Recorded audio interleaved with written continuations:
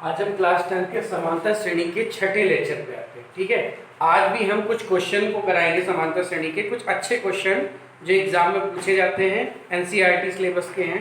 ठीक है, और अक्सर एग्जाम में इस टाइप के क्वेश्चन पूछे जाते हैं, कुछ अच्छे क्वेश्चन हैं, उनको हम आज कराएंगे। ठीक है, तो पहला क्वेश्चन है, क्वेश्चन को ध्यान से समझना है, थोड़ा थ्योरेटिकल क्वेश्चन होंगे, उसको समझिए, फिर समांतर श्रेणी हेल्प में जो भी फॉर्मूले हैं उनकी हेल्प से इसको करना है। ठीक, पहला क्वेश्चन है, केंद्र ए से प्रारंभ करते हुए, केंद्र ए से प्रारंभ करते हुए केंद्रों ए और बी को लेते हुए, ठीक, त्रिज्याएं 0.5, 1 सेंटीमीटर, 1.5, 2.0 सेंटीमीटर वाले उत्तरोत्तर अर्धवृत्त को खींचकर एक स्पाइरल बनाया गया, जैसा कि आकृति में दिया गया है। जैसे ये केंद्र क्या है, ये ए केंद्र है, तो एक अर्धवृत्त हमने बनाया।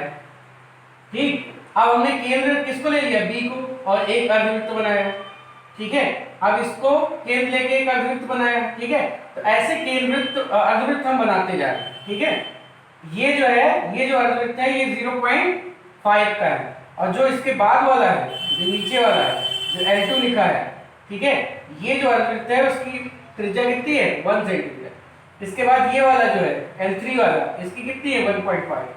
ऐसे ही जो L4 वाला अर्धवृत्त है, ये इसकी क्या है, 2 सेंटीमीटर। ऐसे बढ़ाते चले जा रहे हैं, ऐसे और बढ़ता चला जाएगा। वाले उत्तरोत्तर अर्धवृत्त को खींचकर एक स्पाइरल बनाया गया है, जैसा कि आकृति में दर्शाया गया है। 13 क्रमागत अर्धवृत्तों से बने स्पाइरल की कुल लंबाई ज्ञात करें। ठीक है, तो देखो पहला जो अर्धवृत्त है, पहला जो अर्धवृत्त है, चित्र को ध्यान दीजिएगा, जैसे ये डॉट डॉट दिख रहा होगा, ये क्या है आपका पहला अर्धवृत्त है, तो इसकी त्रिज्या पता है। ठीक है, तो अगर इस अर्धवृत्त की लंबाई पूछे तो क्या होगी, अर्धवृत्त की लंबाई का फॉर्मूला क्या होता है, वृत्त की परिमाप क्या होती है, 2πr। तो अर्धवृत्त का लंबाई अगर निकालनी है तो πr। ठीक है, अर्धवृत्त की परिमाप होती है, अर्धवृत्त की लंबाई भी लिख सकते हैं, ये हो जाएगी πr। अर्धवृत्त का परिमाप क्या होता है, 2πr, और तो वृत्त का तो अर्धवृत्त है इसलिए ये, तो पहले अर्धवृत्त की लंबाई क्या हो जाएगी, पहले अर्धवृत्त की लंबाई पाई, और r की जगह क्या है, 0.5। ठीक, दूसरे अर्धवृत्त की क्या हो जाएगी, अब दूसरा अर्धवृत्त देखो, अब त्रिज्या क्या होगी, 1 पॉइंट। अब देखो दूसरा कौन सा होगा, देखो पहले को भर देना फिर से। दूसरा अर्धवृत्त ये जो अब डैश डैश दिख रहा है आपको, तो इसकी त्रिज्या कितनी है, 1। केंद्र बी लेके बनाया गया है, इसकी त्रिज्या कितनी है, 1 है। ठीक है, 0.5 बढ़ता चला जा रहा है। तो ये जो L2 बना, ये जो L2 है, इसकी लंबाई क्या हो जाएगी, ये। ऐसे तीसरे अर्धवृत्त की लंबाई कितनी हो जाएगी, पाई 1.5। ठीक, ऐसे ही हमको 13 पदों तक निकालना है।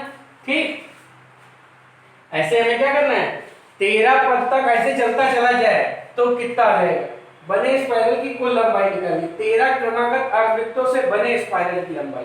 ठीक, तो 13 अर्धवृत्तों से बने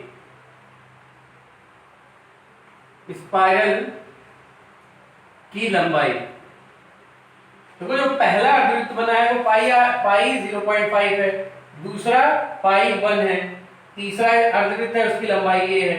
ठीक है, ऐसे ही 13 पदों तक, ऐसे ही हमें कितना निकालना है, 13 पदों तक। तो इसमें अगर हम देखें तो पाई कॉमन मिलता है, क्या आ जाएगा, 0.5, 1, 1.5, ऐसे ही 13 पदों तक आ जाएगा। अब ये हमको पता है कि ये क्या है, समांतर श्रेणी, अंतर क्या है, समान है, तो ये क्या है, समांतर श्रेणी। समांतर श्रेणी के 13 पदों का योग है। ठीक है, तो समांतर श्रेणी के 13 पदों का योग क्या होता है, n/2 यानी 13/2, 2a, 2a की वैल्यू 0.5 प्लस 13 - 1 d का मान देखो 0.5 बढ़ रहा है, तो d का मान भी 0.5। बात क्लियर, 22/7 गुणे 13/2 और ये सॉल्व करेंगे तो ये आ जाएगा 1 और ये आ जाएगा 12 इंटू 0.5, ये आ जाएगा 22/7 इंटू 13/2 और ये कितना आ जाएगा, देखो इसका इससे गुणा होगा तो 6 आ जाएगा और 1 7, तो ये 7/1 लिख सकते हैं। तो ये 7 से 7 कैंसिल, ये इससे कटा 11 इंटू 13 तो 1 3 और बीच में आ जाएगा 4, इतना सेंटीमीटर। ये हो जाएगी 13 क्रमागत स्पाइरल की लंबाई।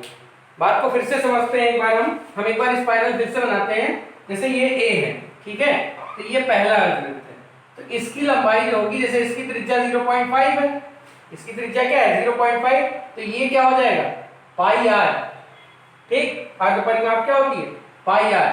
और जो दूसरा स्पाइरल है वो देखो यहां से यहां तक गया है, इसकी त्रिज्या कितनी है, जैसे दूसरा स्पाइरल ये बना है, ठीक है, इसकी त्रिज्या कितनी है 1 है, तो इसकी लंबाई कितनी होगी पाई आर से इसकी भी निकल जाएगी।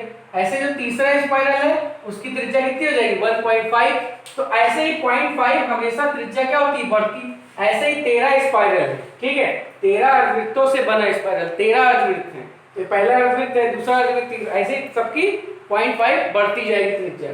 तो 13 स्पाइरल की अगर लंबाई निकालेंगे तो यही होगी, पाई कॉमन दिख रहा है, ये समांतर श्रेणी है, तो समांतर श्रेणी के 13 पदों का योगफल वाला फॉर्मूला लगाया, सॉल्व किया, आंसर आ गया, ठीक है। तो क्वेश्चन थोड़ा लैंग्वेज में दे दिया, बाकी कुछ है नहीं। पाई का मान इसने 22/7 रखने को कहा था, तो 22/7 हमने रख दिया, ठीक, बात समझ में आई। अर्धवृत्त का परिमाप यहाँ लिख देते हैं, अर्धवृत्त का परिमाप क्या होता है, वही लंबाई, ये चीज क्या है परिधि या परिमाप। तो वृत्त की परिधि क्या होती है 2πr, वृत्त की परिधि क्या होती है 2πr, तो अर्धवृत्त की क्या हो जाएगी 2πr/2 यानी पाई आर। तो ये जो लंबाई होगी वो क्या होगी पाई आर, ठीक, यही लंबाई है। तो लंबाई कहो या परिधि कहो, अर्धवृत्त की परिधि कहो, ठीक है, वो क्या हो जाएगी पाई आर। और त्रिज्या हमेशा, जैसे पहला अर्धवृत्त ले रहे हैं तो त्रिज्या 0.5, दूसरा अर्धवृत्त ले रहे हैं तो त्रिज्या 1, तीसरा अर्धवृत्त ले रहे हैं तो त्रिज्या 1.5, ऐसे बढ़ाते चले जाते हैं क्रमागत, और फिर समांतर श्रेणी बन जाती है और उसके 13 पदों का योगफल ज्ञात, ठीक। अब हम क्वेश्चन नंबर 2 देखते हैं। क्वेश्चन नंबर 2 है, कह रहा है एक पंक्ति के मकानों को क्रमागत रूप में संख्या 1 से 49 तक अंकित किया गया है। जैसे मकान है, ठीक है, मकान है 49 मकान है, ठीक, पहला मकान, दूसरा मकान, तीसरा मकान, चौथा मकान, ऐसे चलते चलते 49 मकान तक है। कितने मकान है 49 मकान, ठीक है, ऐसे मकान है, कितने हैं 49। एक पंक्ति के मकानों को क्रमागत रूप से संख्या 1 से 49 तक अंकित कर दिया गया है, और इन मकानों पे क्या नंबर दिया गया है, पहले मकान को 1 नंबर, दूसरे को 2, तीसरे को 3, चौथे को 4, ऐसे आखिरी वाले को 49, उससे पहले 48, ऐसे ही मकान नंबर दे दिया गया, सबको मकान नंबर दे दिया गया, जिस क्रम में है वो उस क्रम में मकान नंबर दे दिया गया। दर्शाइए कि x एक ऐसा मान है कि x से अंकित मकान के पहले मकानों की संख्या। एक मकान है जिसपे नंबर क्या लिखा है x, इससे पहले जो मकान है, इससे जो पहले मकान है यानी इतने मकान की बात कर रहा है, और इसके बाद जो मकान है, इसके बाद जो मकान है वो ये है, ठीक। कह रहा है कि x से अंकित मकान से पहले मकानों की संख्या का योग और उसके बाद मकानों की संख्या का योग बराबर है, x का मान ज्ञात करना है।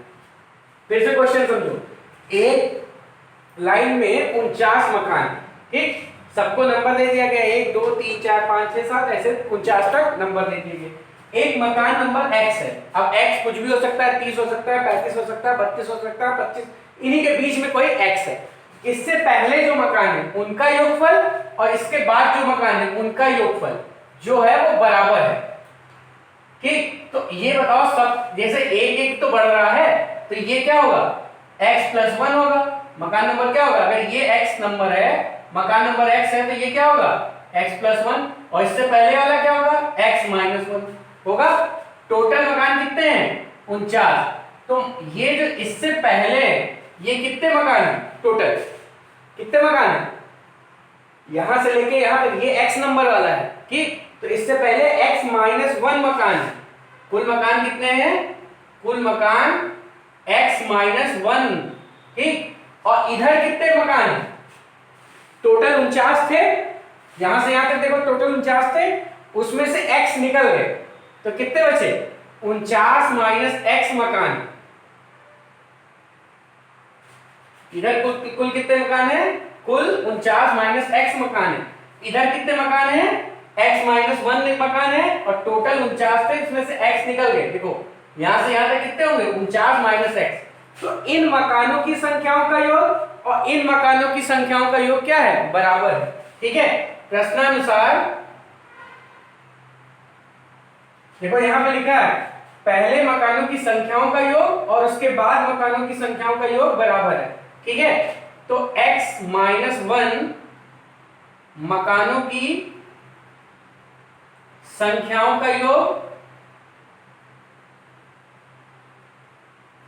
और इधर 49 माइनस x मकानों की संख्या का योग, ये दोनों क्या है? बराबर है। तो देखो ये क्या है? एक समांतर श्रेणी है और x माइनस 1 पदों का योगफल लेना है। तो x माइनस 1 पदों का योगफल क्या होगा? x minus 1 into 2a, a क्या है?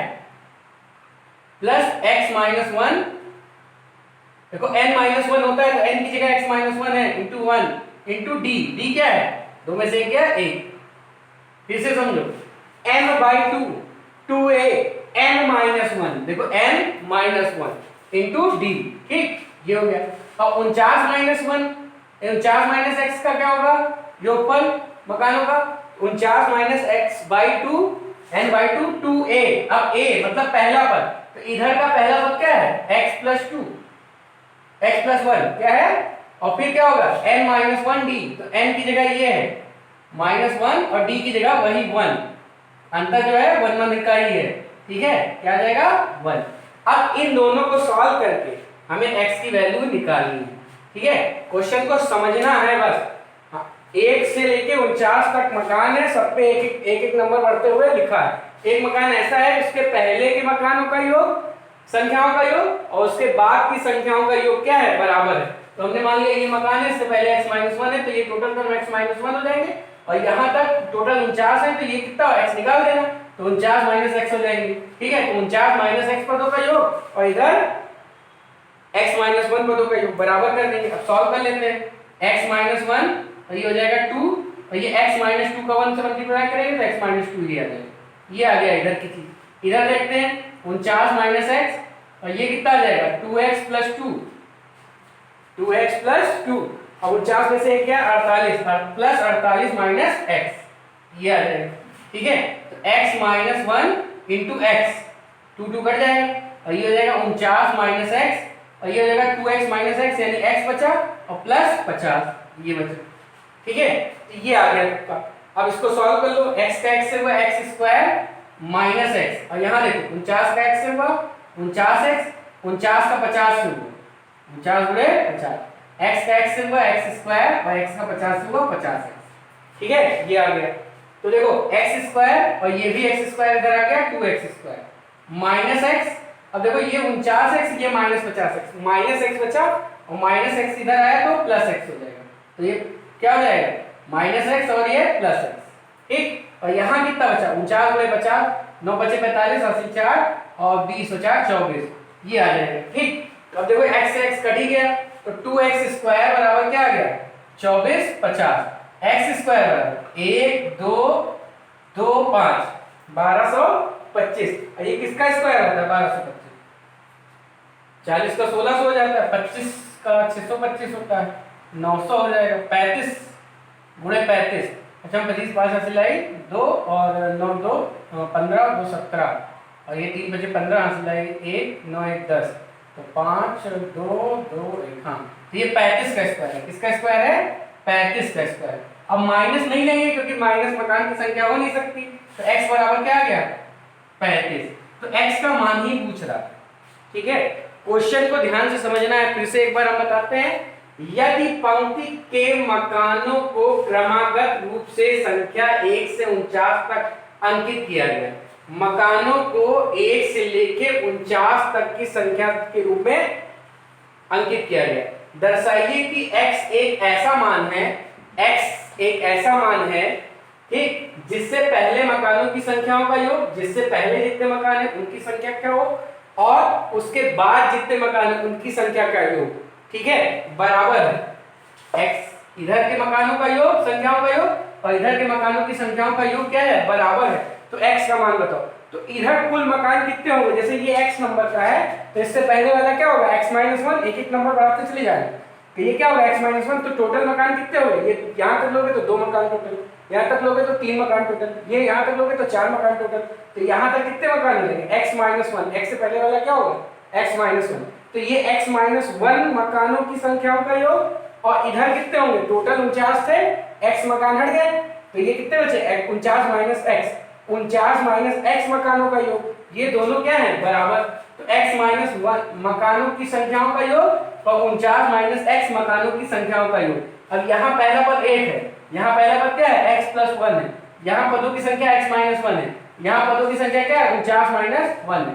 d का मान यहाँ भी 1 है और यहाँ भी 1 है, एक ही बढ़ता जा रहा है, ठीक। फार्मूले में हमने रखा योगफल वाले और सॉल्व कर लिया, x की वैल्यू निकल गई, ठीक है। तो इस तरह हमको ये क्वेश्चन करना है, ये भी अच्छा क्वेश्चन है, ठीक है, ये सब लैंग्वेज वाले क्वेश्चन है, अच्छे क्वेश्चन है, इसको ध्यान से समझिए और आप आराम से कर ले जाएंगे। अब देखते हैं हम तीसरा क्वेश्चन। तीसरे क्वेश्चन को पढ़ते हैं, ध्यान से पढ़ेंगे, समझेंगे क्या कह रहा है क्वेश्चन।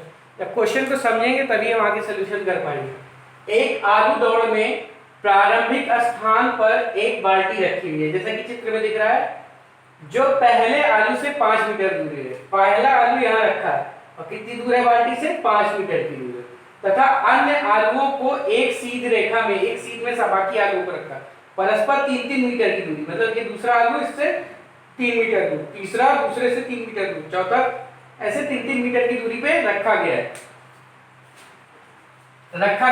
इस रेखा पर 10 आलू हैं, ऐसे कितने आलू रखे गए हैं, 10 आलू। प्रत्येक प्रतियोगी बाल्टी से चलना प्रारंभ करेगा, यहां से दौड़ेगा, आलू उठाएगा, निकटतम आलू को उठाती है, उसे लेकर वापस दौड़कर बाल्टी में डालती है, और दूसरा उठाने के लिए वापस दौड़ती है, उसे उठाकर वापस बाल्टी में डालती है। ऐसे ही वो करती रहती है। जैसे क्या किया उसने, यहां से गई, आलू उठाया और फिर लौट के आके इसमें डाल दिया, फिर यहां से दूसरे आलू तक गई, आलू उठाया, दौड़ के लाके दे दिया, अब तीसरे आलू तक गई, दौड़ के लाके डाल दिया, चौथे आलू तक गई, डाल दिया। ऐसे ही वो हर आलू को उठाती है, बाल्टी में डालती है, फिर अगले आलू को उठाती है, फिर बाल्टी में डालती चली जाती है, ठीक। उसे उठाकर वापस बाल्टी में डालती, और वह ऐसा तब तक करती है जब तक सभी आलू, यानी 10 आलू उठा के बाल्टी में डाले ना आ जाए। इसमें प्रतियोगी को कुल कितनी दूरी दौड़नी पड़ी, ठीक। तो दौड़ना कितना पड़ा ये हमको बताना है टोटल। सॉल्यूशन देखते हैं। देखो, जब पहला आलू उठाने गई, ये बाल्टी है समझ, जब पहला आलू उठाने गई तो कितना चली होगी, 5 गई होगी, 5 आई होगी। जब पहला आलू जब बाल्टी में डाला तो कितना चली, 5 आई और 5 गई। अब कितना चलेगी, अब जब दूसरा आलू है तो ये दूरी 3 है और ये दूरी 5 है, तो कितना चलना पड़ेगा उसे, 8 जाना पड़ेगा, 8 आना पड़ेगा। फिर अगला देखो, अब 3 दूरी पे और है, तो 5 3 8 और 8 3 11, तो 11 जाएगी और 11 आएगी। अगला आलू डालने के लिए उसे क्या करना पड़ेगा, 11 चलना पड़ेगा, 11। अब जो अगला आलू है फिर यहाँ पे है, ठीक, तो 3 दूरी और बढ़ गई, तो 11 3 14 जाएगी और 14 आएगी, नहीं आएगी, ठीक। यही काम चलता रहता है उसका जब तक 10 आलू ना आ जाए, ठीक। तो देखो, शुरू में तो 10 चल रही, फिर 16, फिर 22, फिर 28, इतनी दूरी तय करती है। ऐसे ही 10 पदों तक निकालना है। तो एक चीज ध्यान दो, शुरू में दूरी 5 थी, लेकिन बाद में दूरी क्या है, बढ़ती है। तो देखो, अगर हम इसको देखें तो 6 का डिफरेंस आ रहा है। यहां से शुरू से भी देख ले, तो अगर हम यहां से देख रहे हैं तो डिफरेंस क्या आ रहा है, 6 का। ऐसे में कितने पद ले रहे हैं, तो ये एक समांतर श्रेणी दिख रही है। क्या दिख रही है, समांतर श्रेणी। 10 16 22 28, ऐसे कितने बार वो करेगी, 10 बार, क्योंकि पहले आलू के लिए ये दौड़ी, दूसरे आलू के लिए, तीसरे आलू के लिए, चौथे आलू के लिए, तो 10वें आलू के लिए जितना दौड़ेगी, ऐसे ही 10 पद आएंगे और उन 10 पदों का योग निकालना होगा, ठीक है, बात समझ के? तो ये एक समांतर श्रेणी बनेगी और समांतर श्रेणी के 10 पदों का योग निकालना होगा। ठीक, तो हम थोड़ा लैंग्वेज में इस चीज को लिख देते हैं जो चीज आपने यहाँ पे बताई, हमने समझाई। ठीक, पहले आलू के लिए को डालने के लिए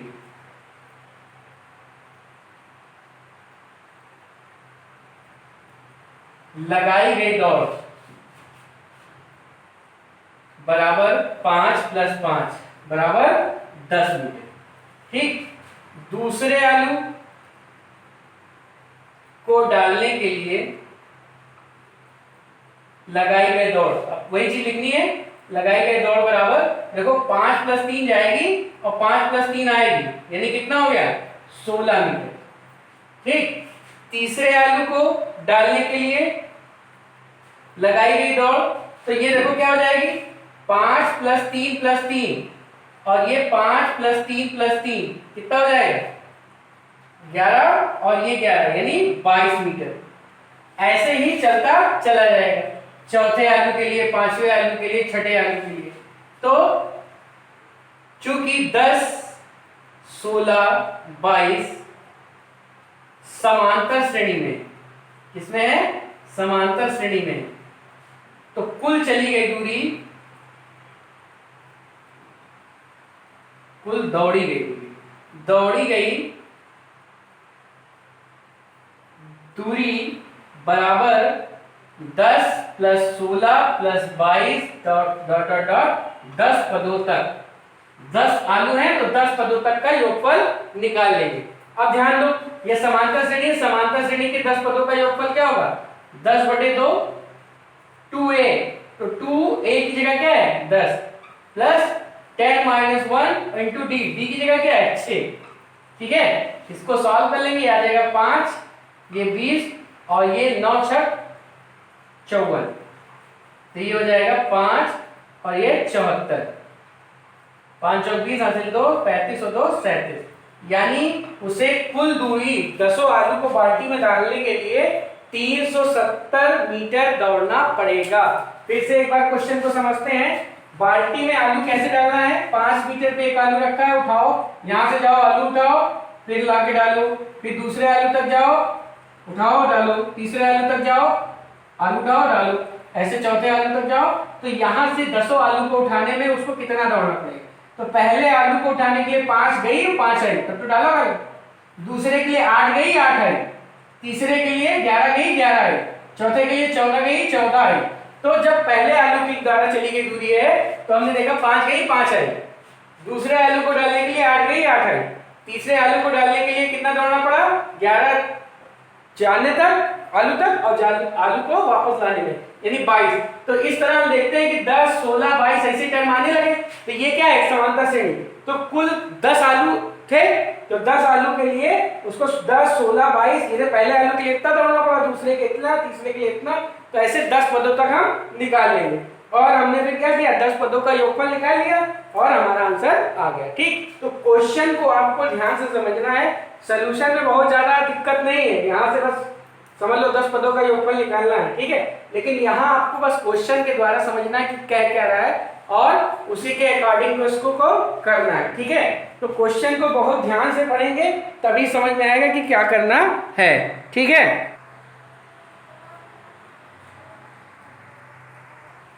तो अगला क्वेश्चन हम देखते हैं, किसी स्कूल के विद्यार्थियों को उनके समान शैक्षिक प्रदर्शन के लिए 7 नगद पुरस्कार देने के लिए 700 रुपए राशि रखी गई है। यदि प्रत्येक पुरस्कार अपने से ठीक पहले पुरस्कार से 20 रुपए कम हो तो प्रत्येक पुरस्कार का मान ज्ञात कीजिए। ठीक, अब देखो टोटल मेरे पास कितने हैं 700 रुपए हैं, विद्यालय कितना देना है 700 रुपए और 7 लोगों को देना है। ठीक है, और इस तरह देना है कि जो पहला पुरस्कार है, दूसरा पुरस्कार, तीसरा पुरस्कार, चौथा, पांचवा, छठा और 7वां, ऐसे उसको 7 पुरस्कार देने। इस तरह दे रहे हैं कि हर आदमी को मतलब अपने पहले वाले से 20 रुपए कम मिलेगा। तो जैसे मान लो इसको X रुपए मिला, इसको क्या मिला X रुपए, तो इसको क्या मिलेगा 20 रुपए कम, इससे 20 रुपए कम, इसको क्या मिलेगा इससे भी 20 रुपए कम। इसको क्या मिलेगा, इससे भी 20 रुपए कम। ऐसे इसको कितना मिलेगा, ये इसको कितना मिलेगा, इससे भी 20 कम, और इसको कितना मिलेगा, इससे भी 20 कम। तो सातों को ये मिल गया इनाम। ठीक, अब ये इनाम सब मिलाओगे तो कितना होगा, 700 ही होगा। कितना होगा, 700 रुपए से ही इन सबको इनाम देना है, और इस तरह देना है सातों लोगों को कि हर बंदा अपने पहले वाले से 20 रुपए कम पाए। ठीक, तो मान लेते हैं, माना प्रथम पुरस्कार की राशि,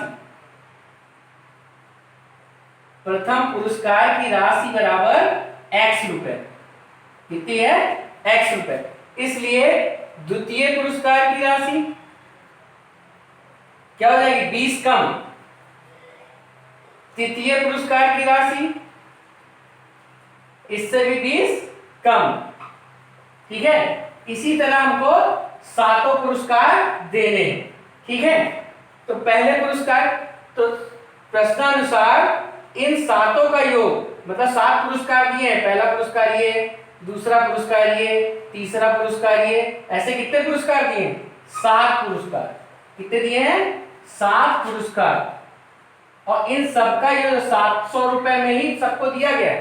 ठीक है, तो सातों पुरस्कार का योग जो होगा, जो सातों पुरस्कार की राशि है उनका योग क्या होगा, 700। अब इसको सॉल्व कर लेंगे, तो x x x x कितनी बार, 7 बार, 7x हो जाएगा। और यहां देखो माइनस जब कॉमन ले लोगे तो आएगा 20 प्लस 40, ऐसे चलता चला जाएगा। कितने होंगे, देखो ये यहाँ ये 7 पुरस्कार थे तो एक हट गया, कितने होंगे, 6 पद होगा। या फिर 0 लिखो, पहले में क्या लिखो, 0 लिखो तो 7 पदों तक लोगे, बराबर 700। ठीक, अब देखो इसके 6 पदों का योगफल कितना आएगा, 6/2 2a plus 6 - 1 into D, D कितना मान कितना है, 20। ठीक है, इसी को सॉल्व कर लेंगे, आ जाएगा आंसर।